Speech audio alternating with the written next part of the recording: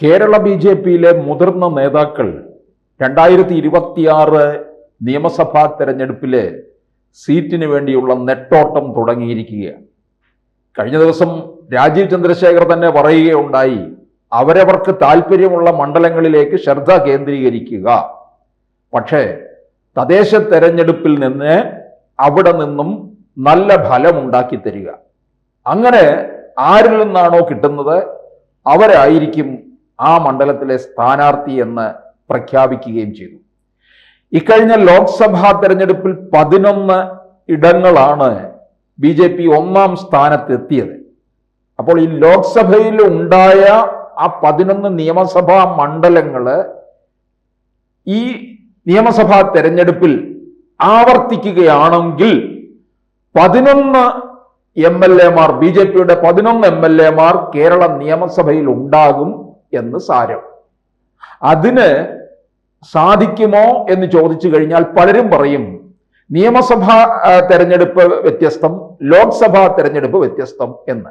പലപ്പോഴും ലോക്സഭാ തെരഞ്ഞെടുപ്പിന്റെ വിധി ആയിരിക്കത്തില്ല നിയമസഭാ തെരഞ്ഞെടുപ്പിൽ വരിക. പക്ഷേ BJPയെ സംബന്ധിച്ചിടത്തോളം അത് കൂടുതൽ അനുകൂലമായി തീരാനുള്ള സാധ്യതയാണ്.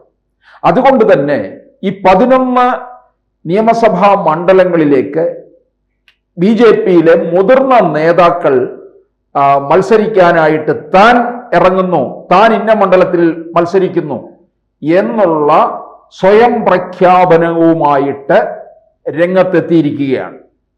ഇതിൽ ഏറ്റവും പ്രധാനമായിട്ട് നിൽക്കുന്ന, അപ്പോൾ ഈ 11 മണ്ഡലങ്ങൾ A ക്ലാസ് മണ്ഡലങ്ങളാണ് എന്ന് സാരം. തൊട്ടു പിന്നാലെ 9 ഇടങ്ങളില് 2ാം സ്ഥാനത്താണ്. ഈ 2ാം സ്ഥാനത്ത് നിൽക്കുന്ന 1ാം സ്ഥാനവുമായിട്ട് വലിയ അന്തരമില്ല എന്നും കൂടി ഓർക്കണം. അത് B ക്ലാസ് എന്നും പറയാൻ പറ്റത്തില്ല, എന്നാൽ A ക്ലാസ്സിൽ എത്തിയിട്ടില്ല. ഇതിന് ഇടയ്ക്ക് നിൽക്കുകയാണ്, A ക്ലാസ്സിനോട് ചേർന്ന് നിൽക്കുകയുമാണ്. തത്വത്തിൽ അതിനെയും A ക്ലാസ് മണ്ഡലമാക്കാം. ശരിക്കും ചുരുക്കി പറഞ്ഞാൽ 20 A ക്ലാസ് മണ്ഡലങ്ങൾ BJPക്കുണ്ട് എന്ന് പറഞ്ഞാൽ അതൊട്ടും കൂടുതലല്ല. എന്നാൽ ഈ 11 മണ്ഡലങ്ങളിലേക്ക് മത്സരിക്കാനായിട്ട് സ്ഥാനാർത്ഥികൾ രംഗത്ത് തയ്യാറെടുത്ത് അരയും തലയും മുറുക്കി നിൽക്കുകയാണ്. ഇപ്പോൾ അതിൽ ഏറ്റവും പ്രധാനമാണ് തൃശ്ശൂര്. തൃശ്ശൂരിൽ പാർലമെന്റ് മണ്ഡലത്തില് ഗുരുവായൂർ ഒഴികെയുള്ള മണ്ഡലങ്ങളിലെല്ലാം മറ്റ് 6 മണ്ഡലങ്ങളിലും BJP 1ാം സ്ഥാനത്താണ്. ഗുരുവായൂർ മാത്രമാണ് 2ാം സ്ഥാനത്ത്. സുരേഷ് ഗോപി അവിടെ 76,000 വോട്ടിന്റെ ഭൂരിപക്ഷത്തിൽ വിജയിച്ചു. ഇവിടെ നിന്ന് നിയമസഭയിലേക്ക് സീറ്റ് ഉണ്ടാക്കണമെന്ന് രാജീവ് ചന്ദ്രശേഖറിനേക്കാൾ ആവശ്യം ഇപ്പോൾ സുരേഷ് ഗോപിക്കാണ്. കാരണം ഇപ്പോൾ ഈ വോട്ട് വിവാദം തൃശ്ശൂർ കേന്ദ്രീകരിച്ചും ചർച്ച ചെയ്തുകൊണ്ടിരിക്കുകയാണ്. ഈ അവസരത്തില് BJPക്ക് അവിടെ ഇടമുണ്ട്, BJPയുടെ യഥാർത്ഥ വോട്ടുകളാണ് തനിക്ക് കിട്ടിയത് എന്ന് ബോധ്യപ്പെടുത്തുന്നതിന് വേണ്ടി നിയമസഭയിലേക്കും BJP എത്തണം തൃശ്ശൂർ പാർലമെന്റ് മണ്ഡലത്തിൽ നിന്ന്. അത് സുരേഷ് ഗോപിക്ക് ഇപ്പോൾ ഒരു അഭിമാന പ്രശ്നമായി തീർന്നിരിക്കുകയാണ്. സുരേഷ് ഗോപി തന്നെ ഇപ്പോൾ അതിന് അരയും തലയും മുറുക്കി രംഗത്തേക്ക് ഇറങ്ങിക്കഴിഞ്ഞിരിക്കുകയാണ്. അതിലിപ്പോൾ തൃശ്ശൂർ നിയമസഭാ മണ്ഡലത്തിന് വേണ്ടിയാണ് ഇപ്പോൾ മുതിർന്ന ചില നേതാക്കൾ 4 പേര് രംഗത്ത് നിൽക്കുകയാണ്. അതിൽ BJPയുടെ സംസ്ഥാന മുൻ അധ്യക്ഷനായ K. സുരേന്ദ്രനാണ് പ്രധാനമായിട്ടും നിൽക്കുന്നത്. കഴിഞ്ഞ ദിവസം സന്ദീപ് വാര്യരുടെ വെല്ലുവിളി ഉണ്ടായിരുന്നല്ലോ. BJPയിൽ നിന്ന് കോൺഗ്രസിൽ പോയി അവിടെ നിന്ന് ഏത് സമയവും കുരച്ചോണ്ടിരിക്കുന്ന സന്ദീപ് വാര്യര് സുരേന്ദ്രനെ വെല്ലുവിളിച്ചിരിക്കുകയാണ്. ധൈര്യമുണ്ടെങ്കിൽ തൃശ്ശൂരിൽ വന്ന് മത്സരിക്കൂ എന്നുള്ള രീതിയിൽ സുരേന്ദ്രൻ അത് ഏറ്റെടുത്തിരിക്കുകയാണ്. ഏറ്റെടുത്താലും പാർട്ടി തീർച്ചപ്പെടുത്തണം ഇനിയും. അപ്പൊ സുരേന്ദ്രൻ രംഗത്തുണ്ട്. അതുപോലെ തന്നെ BJPയുടെ സംസ്ഥാന ജനറൽ സെക്രട്ടറിമാരിൽ പ്രധാനപ്പെട്ട 4 പേരാണ് ജനറൽ സെക്രട്ടറിമാര്. വലിയ ഉത്തരവാദിത്വത്തോടു കൂടി നിൽക്കുന്നവരാണ്. MT രമേശും തൃശ്ശൂർ മണ്ഡലത്തിലേക്ക് നോട്ടമിട്ടിരിക്കുകയാണ്. MT രമേശ് മുൻകാലങ്ങളിലൊക്കെ മത്സരിച്ചിട്ടുള്ളത് ഈ ജയസാധ്യതയില്ലാത്ത മണ്ഡലങ്ങളിലാണ്. പാർട്ടി പറഞ്ഞതനുസരിച്ച് അദ്ദേഹം മത്സരിക്കുന്നു. ഇപ്പൊ ആറന്മുള മണ്ഡലത്തിൽ മത്സരിച്ചിട്ടുണ്ട് 2016. കോഴിക്കോട് മണ്ഡലത്തിൽ മത്സരിച്ചിട്ടുണ്ട്. അപ്പോൾ ജയസാധ്യത ഒട്ടുമില്ലാത്ത ഇപ്പൊ ആറന്മുള മണ്ഡലം ഇപ്പോൾ മാറിയിട്ടുണ്ട്.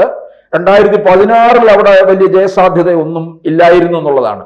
അതുപോലെ BJP-യുടെ തീപ്പൊരിയായിട്ടുള്ള ശോഭാ സുരേന്ദ്രനും തൃശൂർ കേന്ദ്രീകരിച്ച് നിൽക്കുകയാണ്. ശോഭാ സുരേന്ദ്രനെ ഇക്കുറി നിയമസഭയിൽ എത്തിക്കണം. BJP-ക്ക് അംഗസംഖ്യ കേരള നിയമസഭയിൽ ഉണ്ടെങ്കിൽ അത് ശോഭാ സുരേന്ദ്രൻ ആയിരിക്കണം അതിൽ ഒന്ന് എന്ന് BJP-യുടെ കേന്ദ്ര നേതൃത്വം പോലും കാണുന്നുണ്ട്.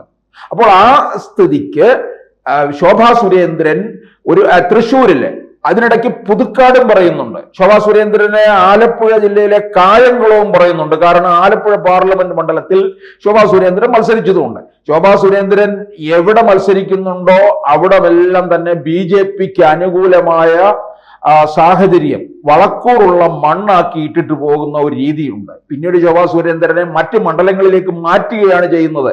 ഇപ്പോൾ നമ്മൾ 2016 പാലക്കാട് നിയമസഭയിൽ ശോഭ മത്സരിച്ചു. പിന്നീട് വന്നിട്ട് 2019 ആറ്റിങ്ങൽ പാർലമെന്റ് മണ്ഡലത്തിൽ മത്സരിച്ചു. 2021 കഴക്കൂട്ടം മണ്ഡലത്തിൽ മത്സരിച്ചു. 2024 വന്നിട്ട് ആലപ്പുഴ പാർലമെന്റ് മണ്ഡലത്തിലും മത്സരിച്ചു. ആറ്റിങ്ങലിലും ആലപ്പുഴയിലും മികച്ച പ്രകടനമാണ് കാഴ്ചവെച്ചത്. ആലപ്പുഴ എ ക്ലാസ് മണ്ഡലം അല്ലാതിരുന്നിട്ടും അതിനെ എ ക്ലാസ് മണ്ഡലമാക്കി മാറ്റാൻ 2,99,000 വോട്ടിലൂടെ ശോഭാ സുരേന്ദ്രന് സാധിച്ചു എന്നുള്ളതാണ്.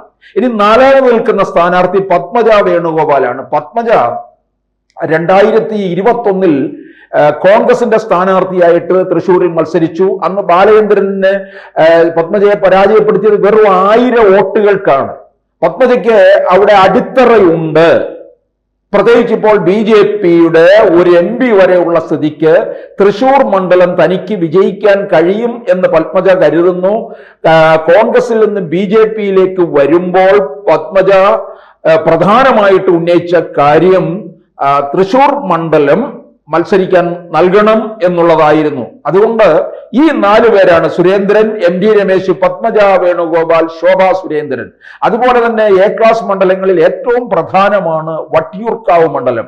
വട്ടിയൂർക്കാവ് മണ്ഡലത്തിൽ പത്മജ മത്സരിക്കും എന്ന് പറയുന്നുണ്ട്. പക്ഷേ അത് K മുരളീധരൻ അവിടെ മത്സരിക്കാൻ ഇറങ്ങിയാൽ പത്മജ മത്സരിക്കും BJP-യുടെ സ്ഥാനാർത്ഥിയായിട്ട്. അത് കേരള നിയമസഭയിലെ കൗതുകമുണ്ടാക്കുന്ന ഒരു മത്സരമായിരിക്കും. കാരണം സഹോദരിയും സഹോദരനുമായിട്ടുള്ള ഒരു ഏറ്റുമുട്ടലാണ് കാണാൻ പോകുന്നത്. ഒരുപക്ഷെ അവിടെ മുരളീധരൻ മത്സരിക്കുകയാണെങ്കിൽ പത്മജ മത്സരിക്കാൻ തയ്യാറാകത്തില്ല വ്യക്തിപരമായിട്ട് നോക്കിയാൽ. കാരണം എന്നായാലും മുരളീധരൻ ഇങ്ങോട്ടേക്ക് വരേണ്ടതാണ്, BJP-യിലേക്ക് വരേണ്ടതാണ്. അതുകൊണ്ട് കാരണം എന്തായാലും ഒന്നുകിൽ മുരളീധരനെ അവിടെ തോൽപ്പിച്ച് BJP-യിലേക്ക് കൊണ്ടുവരിക, അല്ലെന്നുണ്ടെങ്കിൽ പിന്മാറിയിട്ട് പത്മജ മത്സരിക്കാതെ മാറി നിന്നുകൊണ്ട് പിന്നീട് BJP-യിലേക്ക് വരാനുള്ള ആളിനൊരു സൗകര്യം ഉണ്ടാക്കി കൊടുക്കുക എന്നുള്ള രീതിയിലാണ്. അതുപോലെ തന്നെ നടൻ കൃഷ്ണകുമാറും ഇപ്പോൾ വട്ടിയൂർക്കാവ് മണ്ഡലം കേന്ദ്രീകരിച്ച് പ്രവർത്തനം തുടങ്ങിയിരിക്കുകയാണ്.